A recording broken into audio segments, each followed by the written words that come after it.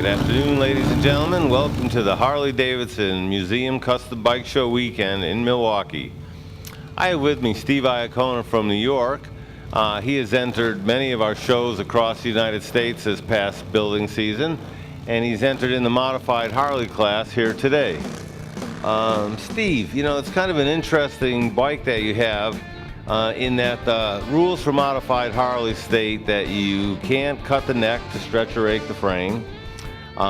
You have to use stock Harley engine cases, but back of the transmission you can put a weld-on section or a swing arm. That's what guys usually do, but you really went right out of the ballpark on this one. So tell us a little bit about how you configured the back of this bike.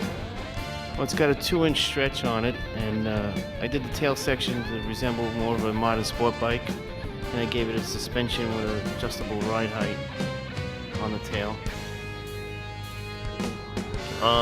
So talk about that adjustable ride height. Is that in the seat or is that actually a suspension? Give us a little bit of detail on the engineering and thought behind that. It's built into the seat suspension. It's got a link that you can adjust to raise it about 1 inch. Does that help in terms of rideability? What does it do? Does it actually create a comfort, or is it just more of an aesthetic than a functional piece?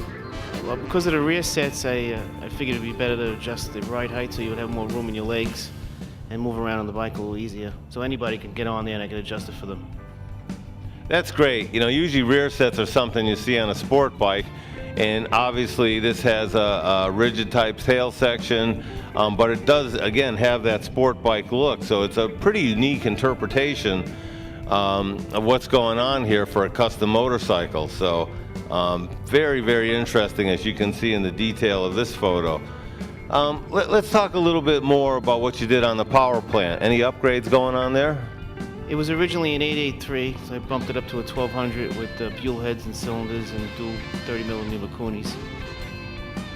Does it get right up and get out of its way pretty good? It does. The bike's a lot lighter. I haven't weighed it, but it is a lot lighter than stock, so it moves really well. You know, usually with something with this kind of workmanship, it puts somebody at the level of the freestyle class. What was your motivation to kind of have a build of this level and integrity for the modified Harley class? I just wanted something a little different that stood out in the group, and I wanted to go to the extreme as far as I can go within the rules. Well done, and little did you know that as this is our first year at the Harley-Davidson Museum AMD Qualifier Show, that the modified Harley class was going to be the premier show of the weekend, so kudos for you, man. Good choice. The winners of the modified Harley class this weekend are up for $3,000 in prize money, the 120-inch engine you see out front here, plus a chance to display your bike, or an opportunity to display your bike in the museum. So, hey, were you aware of that? What do you think about that? Maybe getting your bike in the Harley-Davidson Museum. Oh, that would be an honor. That would be really top off the weekend. That would be really nice to be there. So, you know, there's another season coming up here. We have the AMD World Championship coming up in May. Freestyle guys actually, they get a chance to go over to Europe and participate in the World Championship. Any surprises or any new bikes or projects you got planned for next year? I'm probably going to be building a freestyle bike, starting as soon as I get back. This is for those of you who may not be aware of it, the World Championship has been held in Sturgis for the past 6 years, in the United States for the past 8. In May of 2013, we are moving the World Championship to Essen, Germany for a little bit of time.